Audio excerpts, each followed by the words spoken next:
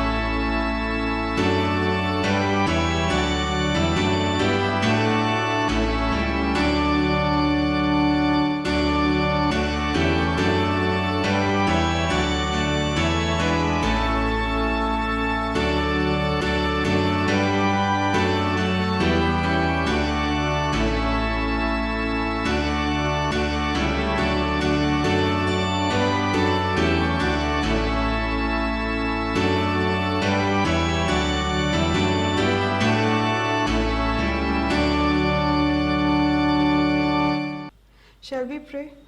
Our Father which art in heaven, Lord Jesus, thank you so much for showing us this wonderful Sabbath evening. Thank you for this wonderful day that you have added in our lives, Lord Jesus. We ask your blessings and your mercies in whatever we do in our lives, Lord Jesus. We pray for people who are affected by coronavirus, who are admitted, who are at home, and people who need our prayers, Lord Jesus. We ask you to be with all the church members and the staff and faculty of this school. We ask you to bless us and guide us in each and every way. Please forgive all our sins and shortcomings, and may we have a privilege to see you face to face when you come in the clouds of heaven. For I ask this prayer in Jesus' name. Amen.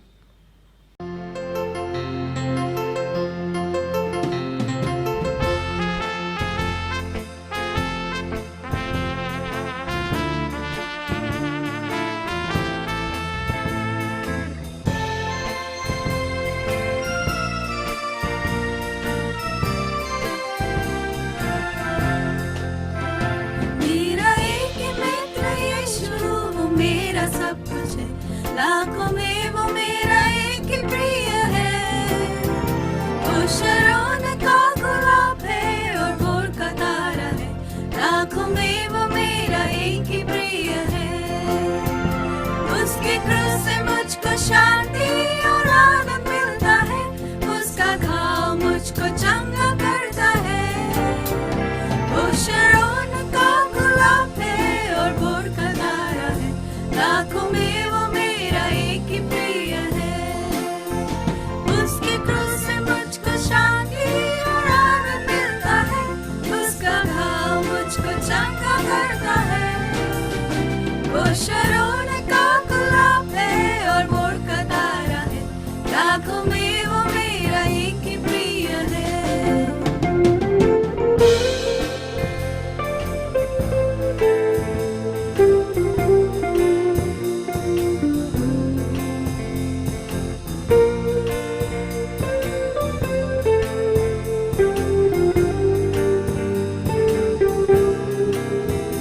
मेरा सारा बोझ उठाया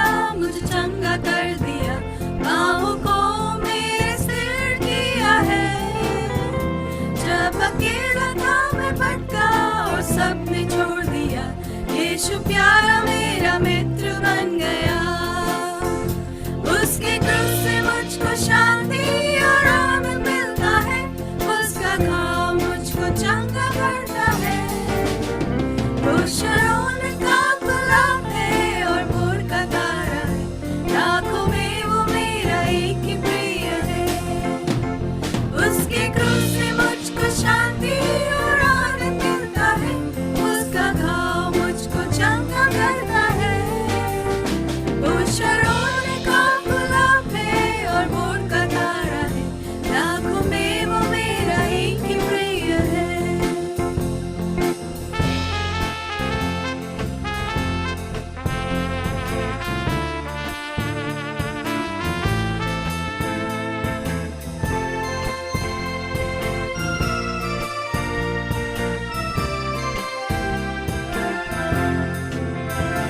अब मैं जीवन भर उसी की महिमा करूंगा, हाथ उठाकर उसकी स्तुति करूंगी। यीशु के लिए जीऊंगी और उस पे मरूंगी, अब से वही मेरी मात्र आशा है।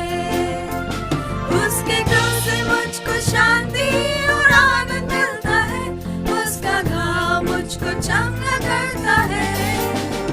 वो शरोन का गुलाब है और भोर का तारा है, लाखों में वो मेरा एक ही प्रिय है।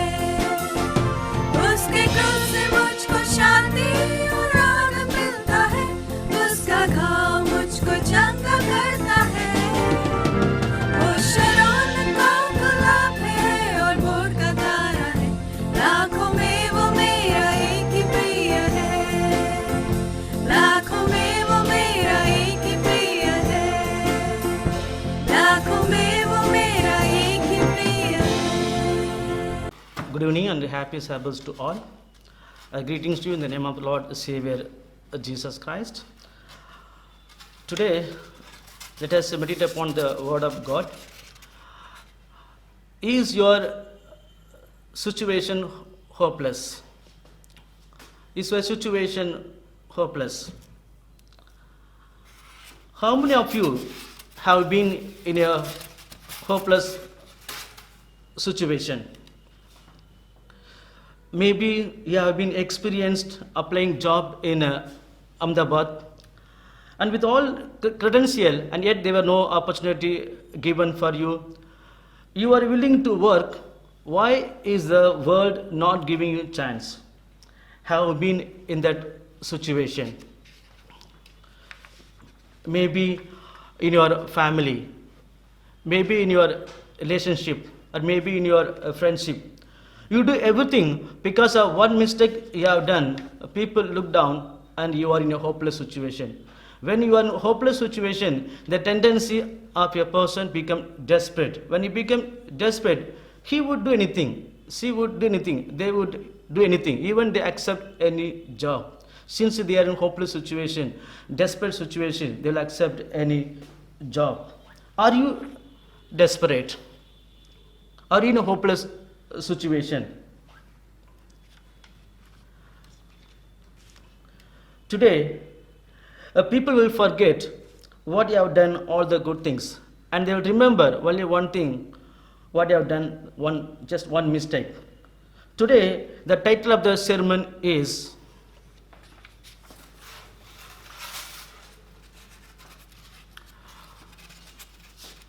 Today the title of the sermon is Who Touched Who? Who Touched Who? For our meditation, let us open our Bible, the Gospel of Mark, chapter 5, verses 21 to 43. In this passage, in this chapter, there is a story of Jairus and a certain woman. We can find in this chapter, in this passage, the story of Jairus and the woman. Jairus was a synagogue leader. When you talk about the story of Jairus, Jairus was a synagogue leader. He was a local leader, local community leader. in the translation of the New Testament, he was a president. He was a presiding officer. In our context today, in our modern world, is a pastor, is a local pastor. So Jairus was a well-known person in his town, and he has a very good status and the classification in the society. From the point of me, he was a very important person. But Jairus was desperate, and in his desperation, he was willing to do anything. When a person is desperate, he would go, she would go, they would go as far to get what they want. So in this story of Jairus and the woman, we are learning the lesson is that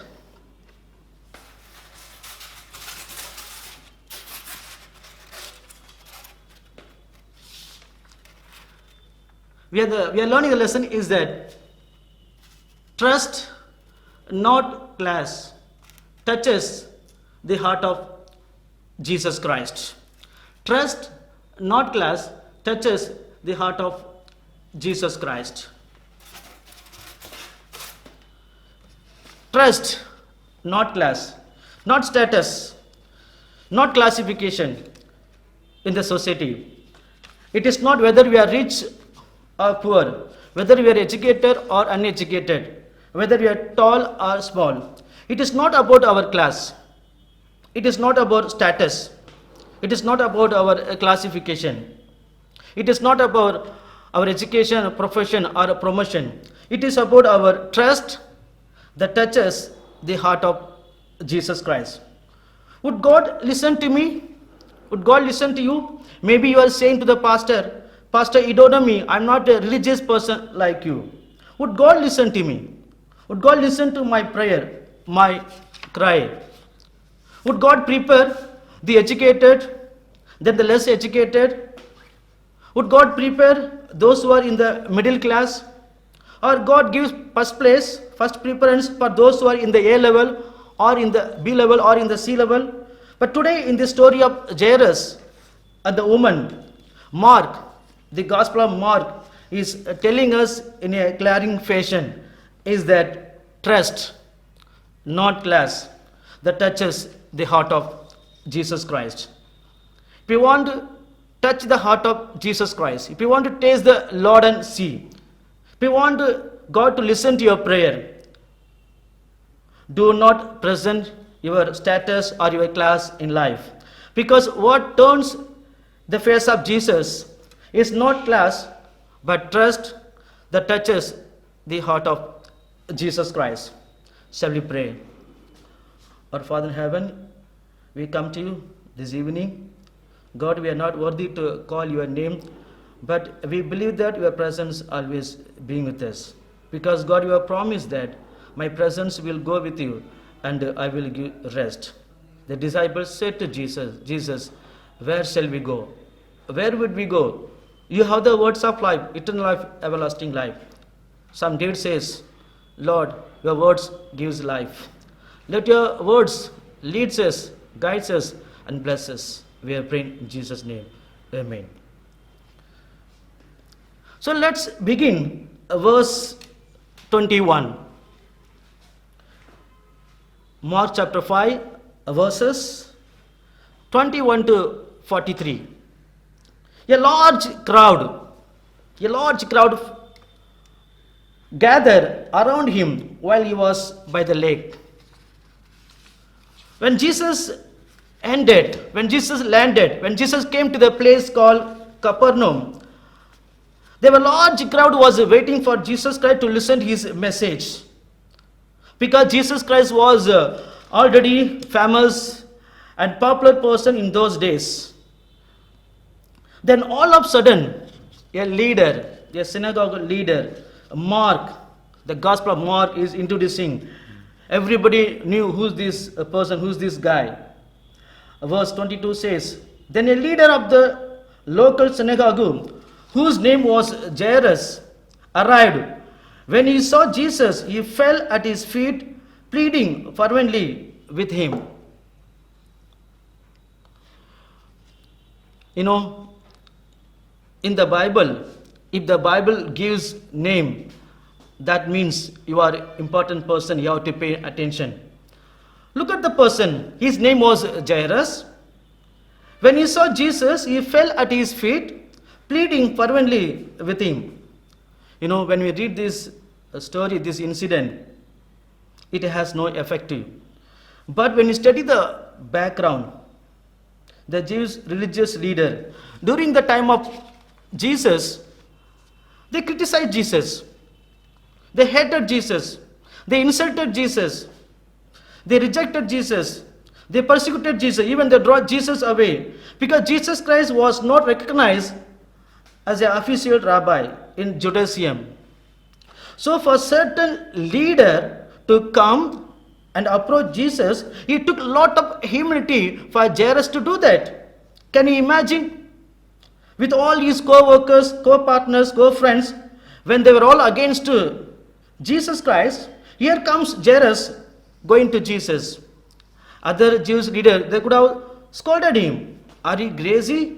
Are you mad? Are you creating problem? You are putting us in problem. You're putting us in difficult situation. You're putting us into shameful life. If you go there, that means you are not part of us. You are not belongs to us. Are you loyal to Jesus? Are you going to believe in Jesus? Are you going to accept Jesus Christ as your personal Savior? Because they call Jesus as a heretic teachers against our teaching, religious outcasts. They were thinking that. Because not everyone to listen to Jesus Christ during his time, especially the religious leaders. But why would only Jairus to go to Jesus and approach Jesus? Act in a desperate manner, forgetting his status, forgetting his social class, forgetting his religious background, forgetting his everything. He pleaded in front, in public. Can you imagine? The crowds of people watching him. Is he religious leader? Bowing at the feet of Jesus? Jairus pleaded at the feet of Jesus. Why he was doing that? Why he was doing that? Look at this verse, Mark chapter 5, verse 23. Jairus said to Jesus, my little daughter is dying. My little daughter is dying. Please come and lay your hands on her. Heal her so that she can live. When you read this verse, when I read this verse, even for me, even for you, I would forget my reputation. I would forget my name and pride. I would forget my arrogance. I would forget my ego. I would forget my influence. I would forget my status, whatever I have. And I am willing to do everything. I am sure parents like you, parents like me, you would do the same. I would do the same. Are you in a desperate situation like a Jairus? I can understand the situation of this religious leader. What for being a religious leader? What is the use of the status and the classification? What is more important for Jairus? The welfare and health for his little daughter. You do all the prayers, you go to all the doctors, you spend all the money for your daughter, for your son, when they are in sickness. Remember when your daughter was small, when your son was small, when they are in sickness, they could not sneeze, how to blow the nose. Even the parents would suck the nose to get the flame. You do such things for your daughter, for your son. The situation is like that. The desperate movement is called the desperate measure. Jairus, in front of the Jewish crowd, he bowed down before Jesus. Jesus, please come and lay your hands on her. Maybe he was not a believer of Jesus Christ. Maybe he was not a follower of Jesus Christ. not even confessed his sins and accepted Jesus Christ as a personal savior. And because of his need, he swallowed his pride. And because of his need, he swallowed his arrogance. And because of his need, he swallowed his ego. And because of his need, he swallowed his status. But do you know what? Jesus went with him. Mark chapter 5 verse 24 says, Jesus went with him. Can you imagine in front of the crowd? If I was one of the crowd, when the religious leader bowed down at the feet of Jesus, I was noticing, I was observing, would Jesus go with him? Did Jesus know that he was the one who criticized Jesus? He was the one who insulted Jesus? He was the one who hated Jesus? He was the one who drove Jesus away? And he was the one who did not welcome Jesus to preach in the synagogue? And here is the man trying to plead for Christ. Please come, lay hands on my daughter. Jesus went with him. Did Jesus say to the man, hey Jairus, I want to know your status first. Are you a good person? Are you a rich person? Are you a poor person? Why would Jesus turn his face? Why would Jesus leave the crowd? Why would Jesus go with this man? Because this is not class, this is not status, this is not classification, but trust that touches the heart of Jesus Christ. I don't know how deep is the trust of Jairus, but for him to bow down before Jesus Christ. Finally, Jairus, he realized that Jesus is the last resort, last chance, last hope for his daughter to be healed. Can you imagine? The whole crowd saw Jesus and they were curious. That's why they followed Jesus. That's themselves. Let's go with Jesus and see what Jesus do in the house of Jairus. Maybe there's going to be a miracle. The miracle is going to take place. Let's go and see. So the whole crowd followed Jesus. When the big crowd was following Jesus, and at this moment, a woman in the crowd, Mark chapter 5 verse 25 says, a woman in the crowd, the unnamed woman. It means to say the status and the classification of this woman is not so important. I was imagining the uncomfortable woman suffer such things. Mark chapter 5 verse 26. She had suffered a great deal from many doctors, and over the years she had spent everything she had to pay them. But she had gotten no better. In fact, she had gotten worse.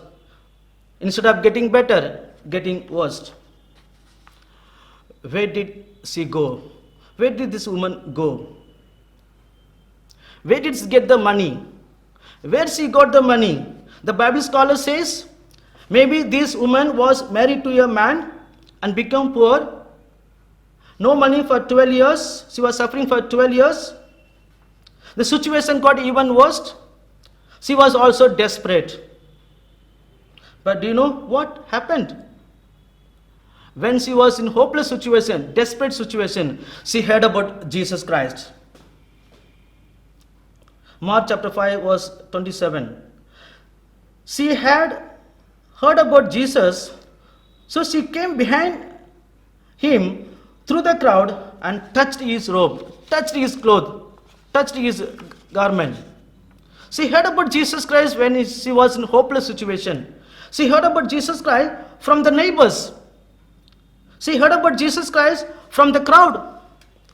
She heard about Jesus Christ from the street. She heard about Jesus Christ from the marketplaces. What she heard about Jesus Christ? She heard about Jesus Christ that Jesus Christ is the healer. Jesus Christ is the miracle working prophet. Jesus Christ is the Son of God from Nazareth. Jesus Christ came to seek and save the lost. Jesus Christ is going to all the places, all the cities and villages, healing the people from all kinds of sickness and disease.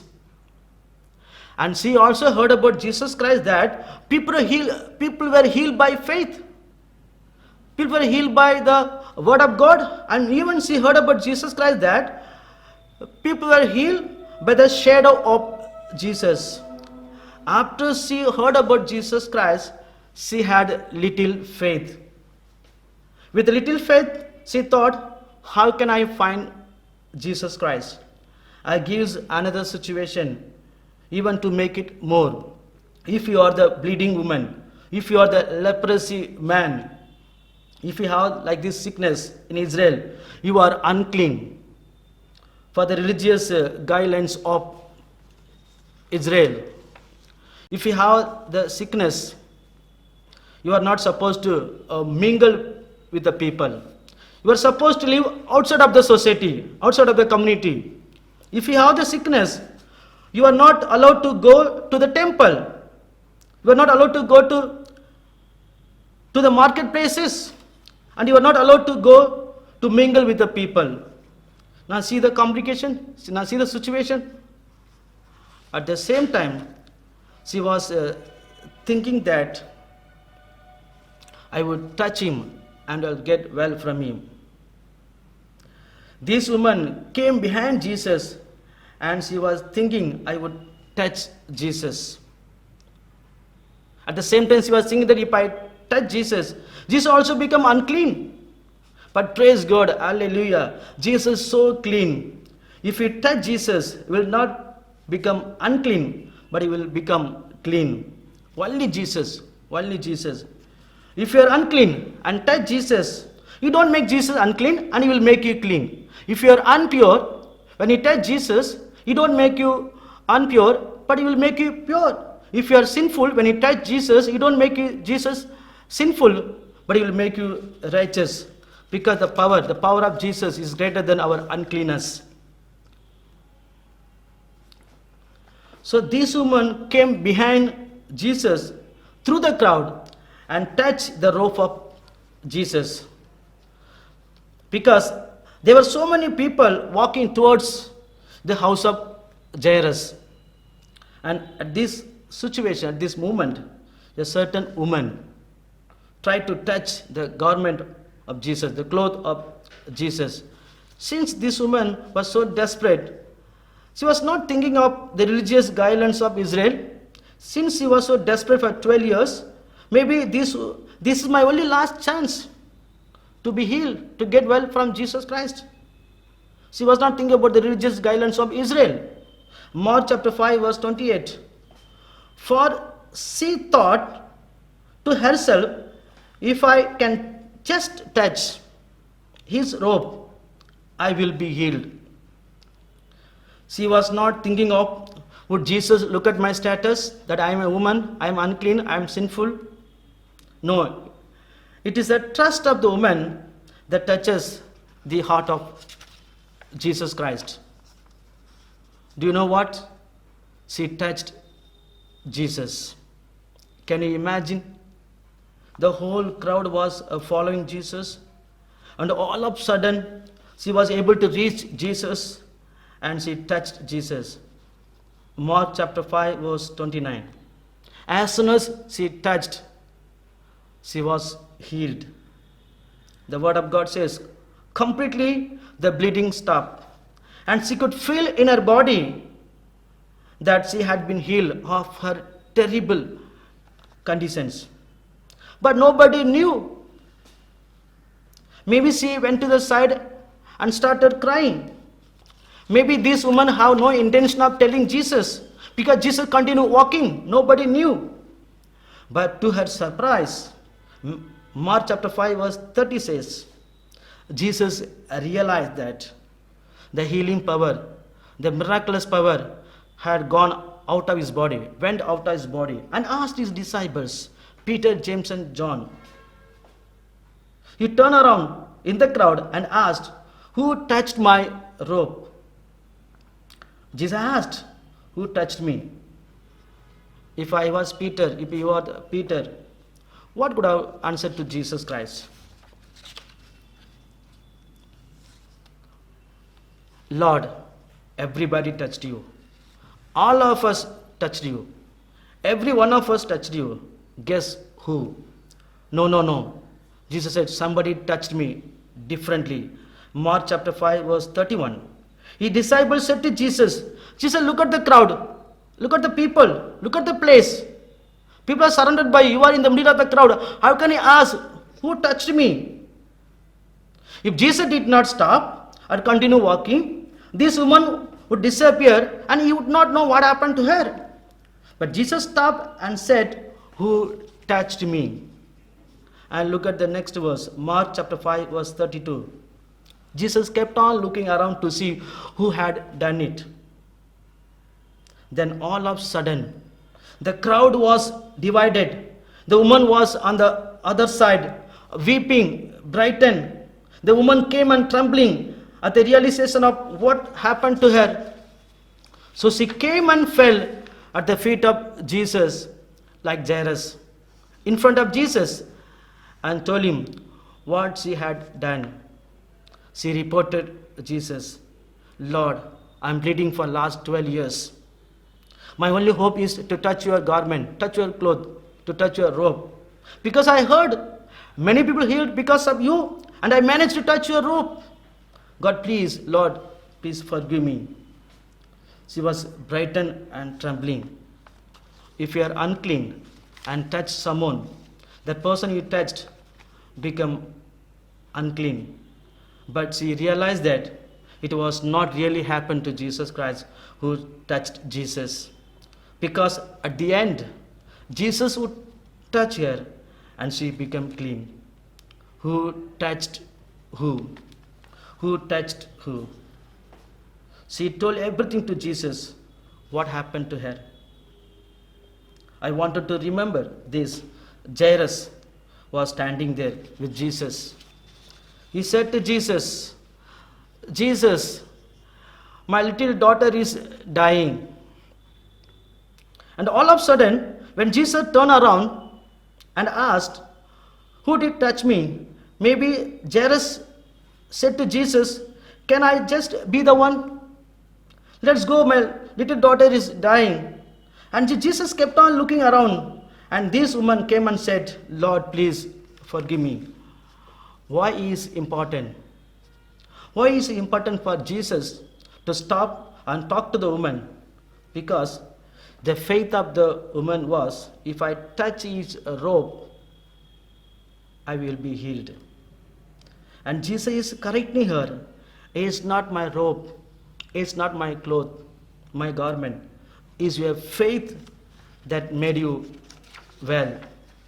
Otherwise, if Jesus did not correct this woman will go home, her hometown, and she would say to the people, do you know, after I touched Jesus, I was healed. She would have not witnessed, I was healed by faith. By faith I was healed. Jesus has to correct this woman. It is not the robe, because he trusted me. Let's read Mark chapter 5 verse 34. Look at the way. Look at what Jesus said. And he said to her, daughter, your faith has made you well. Go in peace. Your suffering is over. What a comforting words. Daughter, your faith, your trust, your confidence, your hope has made you well. Go in peace. The Gospel of Mark says, this woman is not only healed physically, but also spiritually. She was not healed by touching of Jesus' robe, but she was healed by her faith. She was not healed by the earthly doctor, but she was healed by the heavenly doctor, Lord Savior Jesus Christ. What a miracle. What a joy. What a witness God has done for her. But don't forget Jairus. Jairus was standing by the side of Jesus. I don't know what is happening in his heart. Time is essential for Jairus. Lord, my daughter is dying. Please hurry up. You need to touch my daughter. You need to lay hands man my daughter. You have to heal my daughter. And then Jesus said this, daughter, your faith has made you well. I can imagine if I was Jairus, as Lord, my daughter is waiting, dying. Look at the next verse, Mark chapter 5, verse 35. While he was still speaking to her, messengers arrived from the home of Jairus, the leader of the synagogue. They told him, your daughter is dead. There is no use troubling the teacher, Jesus. While Jesus was speaking to the woman, the messengers, the servants were running and reached the place and told Jesus, so sorry, your daughter died. I wanted to feel in the sympathize of Jairus, condolence of Jairus. Every step of the way, every second is very important for Jairus because his little daughter is dying. While Jesus was talking to the woman, daughter, your faith has made you well. While these things happening, the servants came and said to Jairus, your daughter is dead. Maybe through whisper, sir, your daughter is dead. There is no use troubling the teacher. What is the point of calling Jesus? There is no more point anymore. Because for the Jewish people, death is the end. Your daughter is dead. There is no more point to invite Jesus. I don't know if you are Jairus, if I was Jairus, what would I have felt? See the next verse, Mark chapter 5, verse 36. But Jesus overheard them and said to Jairus, don't be afraid, just have faith. Jesus said to Jairus, don't be afraid. You come to me with a little faith. You are believing. Keep on believing, Jairus. The word just have faith means keep on trusting. Keep on believing. Don't give up. Don't lose your faith. We know it is difficult for Jairus. Would he believe your servant to say there is no more point to invite Jesus? Or would he listen to me, Jairus? Keep on believing. He came to me at first. He had a small faith. And I wanted to know, Jairus, keep on holding the faith. Keep on trusting. Don't be afraid. Don't give up. Don't lose your faith. Are you losing faith? Are you in a hopeless situation? Are you desperate? You hear bad news, discouraging words, feel broken-hearted, wounded-hearted, troubled-hearted. Maybe Jesus is telling you, keep on believing. Don't lose faith. The Jairus was quiet all the time. See the next verse, Mark chapter 5, verse 37. Then Jesus stopped the crowd, and he would not let anyone to go with him except Peter, James, and John. Jesus stopped the crowd and said to the crowd, I am so sorry, you cannot come with us. You can only reach this place. Please go back. Only Peter, James, and John. See the next verse, Mark chapter 5, verse 28. When they came to the home of the synagogue leader, Jesus saw much commotion, the weeping and wailing. There was much commotion because the daughter died. There was much noise. There was much weeping. There was much wailing. Mark chapter 5, verse 29. Jesus went inside and asked, why all this commotion and weeping? The child is not dead, she is only sleeping. He went inside and asked, why all this commotion? Why all are weeping? Why all are wailing? When Jesus said, she is not dead, she is just sleeping. And the people said to Jesus, Jesus, what you are talking about? She is dead. She is dead. We don't know how many hours passed. She is not dead. She's just sleeping, Jesus said. Why are these words being uttered by Jesus? Why Jesus said she's sleeping, she's not dead? Because Jesus wants Jairus to hear, keep on trusting. Do not lose faith. Because it is trust, it is not class that touches the heart of Jesus Christ. See the next verse, Mark chapter 5, verse 40. The crowd laughed at him, but he made them to all leave. And he took the girl's father and mother and his 3 disciples into the room where the girl was lying. Where the girl was there. Because these people laughed at him. He made them all leave. How difficult it is for Jairus, grieving in his heart, wanted to see his daughter. Maybe the wife was crying, and Jesus said, can I ask these people to leave? He made them all leave and took the girl's father and mother and his 3 disciples, went to the room, closed the door, maybe where the girl was laying. And lo and behold,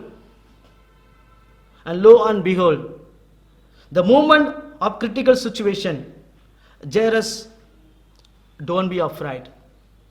Keep on trusting, Jairus. Do not let anything distract you or discourage you, Jairus. See the next verse, Mark chapter 5, verse 41.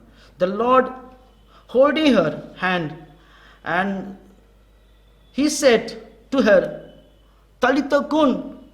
That means he says in Hebrews, Talitha kun, which means, little girl, get up.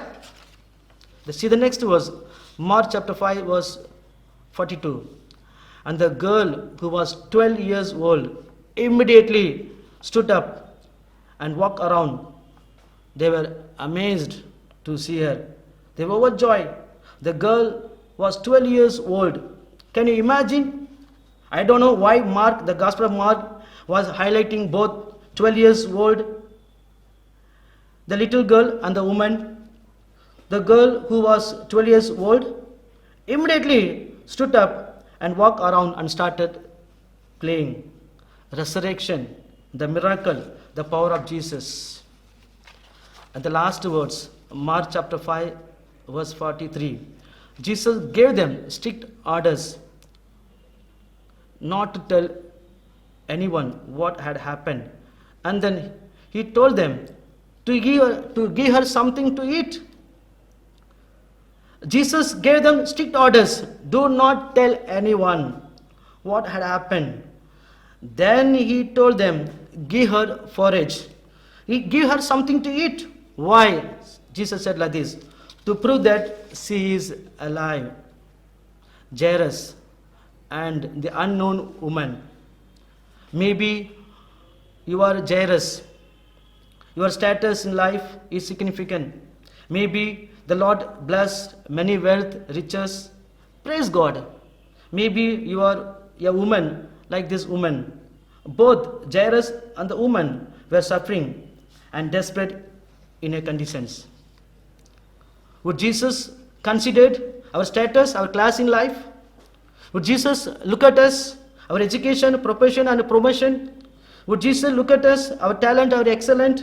Would Jesus look at us simply because we are rich, poor and influential? No, it is the trust, not class, that touches the heart of Jesus Christ. How is your situation today? I'm not sure of what situation you are in. No matter how desperate we find ourselves, please do not be distracted. Do not be discouraged. Do not be disappointed. You can always go to Jesus in your prayer time. Jesus Christ is calling us. Come to me, all of you, those who are tired, from carrying heavy loads, the burdens, and I will give rest. You say a problem too large, God is able. You say a need too great, God is able. You say temptation too severe, God is able. You say enemy too strong, God is able. You say future too brightening, God is able. Is your sins too numerous? God is able. Is your situation hopeless? Are you desperate? God is able. Because it is a trust that touches the heart of Jesus Christ. But a simple trust, a bold trust in Jesus. So here is the word of Christ for Jairus. Not only for Jairus, but for us also. Don't be afraid. Just have faith. Jesus said clearly, don't be afraid, just have faith. The translation is, keep on trusting, keep on believing, don't lose hope.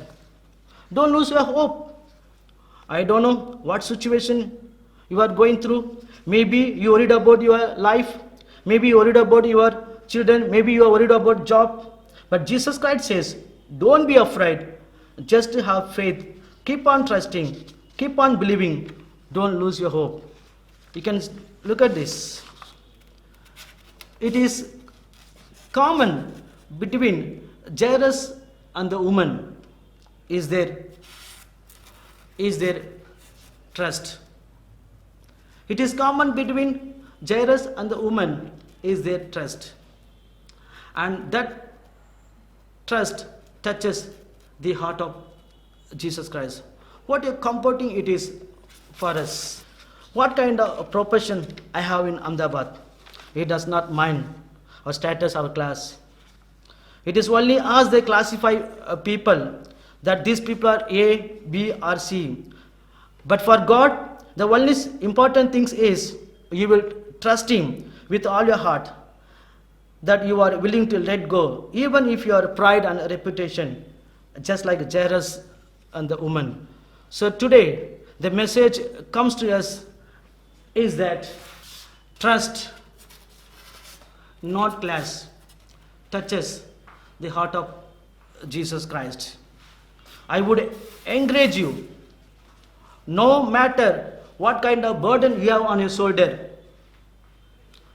do not lose your hope. Do not lose your trust, your believing. Whatever you have problem, bring all your problem to Jesus. Bring your case to Jesus Christ. Approach Him with trust. Don't talk about your situation, because it does not matter to Christ. What He is looking us is a simple trust in our heart. Bring your case to Jesus. Amen. For our closing song, we will sing hymn number 294, Power in the Blood.